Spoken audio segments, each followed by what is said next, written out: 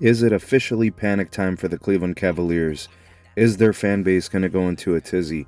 Are they fraudulent? There's so many questions right now that need to be answered in regards to the Cleveland Cavaliers. Once the hottest team in the NBA, a team that has had multiple double-digit winning streaks, and they've essentially, I guess, weakened over the last week or so, where they've lost 4 in a row after losing to the Phoenix Suns last night by a score of 123 to 112. They're on a Western Conference road trip, and it's pretty extended. They're playing all of the teams that are out west, and it's just hard being away from home for a long time. And then you're playing some teams that are kind of desperate and need some wins to get into the playoffs. But there's no excuse. The Cavs are playing poorly for their standards. Now, most teams, when they play this style of basketball, they can find wins against most teams. But there's a couple things that are happening with the Cavs that have to be called out. All right, I watched the game, and I'm seeing the same trends in all of these losses. You will see certain quarters where the Cavs look really bad. For example, the Cavs started out the game decent on offense. They scored 34 points in the first quarter. But defensively, they're not as crispy, and they're not playing as clean in full rotations on the ball as they typically are. So what we're seeing is, at least I've been able to identify it, the final rotation through the 24-second shot clock is a little bit late. The rest of the rotations are good. So that's a very fine, small nuance that if you're not really paying attention to it, you'd say, okay, well, the Cavs defense looks pretty good, but actually that final rotation involves a player getting a clean look in the last 1 or 2 seconds of the shot clock. That's backbreaking for a defense. That really kind of messes with the psyche, and it causes apathy. Teams and players will start to kind of, I don't want to say it gets worse, but it becomes chronic throughout the game. So that's something I've noticed. The final rotation just isn't there, and that's how, the Suns, for example, are getting that last open shot. But you got to play defense through the whole possession. There were stretches over the last couple of games where the rebounding was poor, right? That has been something that I've noticed. So there have been a couple of things that we have to kind of call out. But I think what ended up happening, and they had a 17-point second quarter, right? So there's an offensive lull right there. There's some defensive letdowns. They're not playing poorly through the whole game, but there's stretches where they are, and that's why they're losing the games, right? It's the ineffective quarter that's really hurting them. So the Cavs lose by double digits. A lot of this is going to fall on Donovan Mitchell, who just hasn't been shooting very well.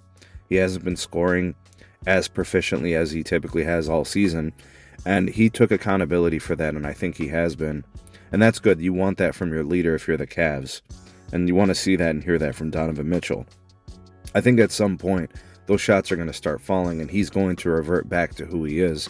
And I think who he is not this. I think who he is what we've been seeing all year. I think that is his true identity. The fact that he is a leader, the fact that he is their best offensive player, and he's capable of exploding. My expectation is that next game, I think they're playing the Trailblazers, expect Donovan Mitchell to actively be looking to get his swagger back with respect to his offensive performance. And I'm expecting him to probably attack the rim a little bit more, look for his shots more in the mid-range and not settle for threes as much, and then also find his guys for open looks. I think the game against the Blazers is going to be one that's going to be really good for him, because I think he's going to be actively looking for that blow-up game. So my expectation is a 30-plus point effort from Donovan. I think the team gets the win because I think they're well aware of them needing to get back on track. Look, every team in the NBA has lulls throughout the season. Unfortunately for the Cavs, their lull is happening now. It's not time to panic. It's not a cause for concern. This is typical of an 82-game, all-out grind of a season. It's a marathon, 82 games, right? Playing night in and night out in stretches where you're going back-to-back, stretches where you're on the the West Coast for several games, week and a half. And, there's just going to come that moment. I think the Cavs actually have a practice coming up. They got the day, and then they'll kind of figure some things out defensively, look at some film, and they'll kind of tighten things up. And I think some of the guys that need to see and hear some things are, it's going to be a really valuable time for them to get back on track. Look, I listened to Ty Jerome after the game. I listened to Donovan Mitchell, visibly frustrated, audibly frustrated in what he was saying. Evan Mobley spoke to it as well. But my expectation is that the Cavs are going to be fine. They're still one of the best teams in the NBA when you see them play.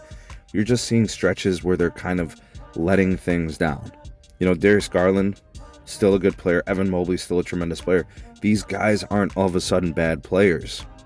What you're seeing is a stretch during the NBA season where things don't look perfect, and that's okay. But I think what Kenny Atkinson is trying to accomplish, and I think what Donovan Mitchell is trying to do as a leader, is get things back on track sooner than later. You don't want to see this turn into a 5, 6, 7 game losing streak, because then I think the doubt starts to set in, and this team, very cohesive, very in tune with each other, very supportive of one another. I think it's probably looking at a turnaround game here against the Blazers. I expect to see a blow-up game from Donovan Mitchell. I expect to see the return of ball movement, guys knocking down shots, and completing their defensive rotations. The Cavs are still a good team. They still have a destiny in the Eastern Conference Finals. Nobody is going to knock them off until possibly the Eastern Conference Finals in a matchup of the Titans against the Celtics. This team is too good. There's too much talent. It's too deep. They're too well coached. This is just a lull. This is not a time to panic. It's not a time to sell the Cavaliers. This team is really, really good, and they're going to be fine. It's a losing streak. These things do happen. This would be the same energy I would have for any team that was considered to be one of the best in the league. If the Thunder were on a multiple-game losing streak, if the Celtics were on a multi-game losing streak, this is how you need to approach it. If this was a stock, you are to hold. You are not to sell. Absolutely not. We are not seeing the Cavs getting blown out of the water. We are seeing small details that are affecting just a couple of inches in the game. It's the difference between a win and a loss. The Cavs are going to be fine. Don't sell on them. It's not time to panic. They'll be fine. Things will turn around very, very soon. In fact, I expect it in the next game against the Blazers. Expect a very good defensive effort and expect an offensive explosion from their star, Donovan Mitchell, and expect the supporting cast to knock down their shots too. You can't keep a good team down. Thanks for watching. Like, share, subscribe. What do you guys see when you see the Cavs? If you've been watching them for the last few games, what do you identify as the problem or problems? I'd like to hear what you guys have to say. Drop me a comment. Check out some more of our videos. We'll see you guys on the next one.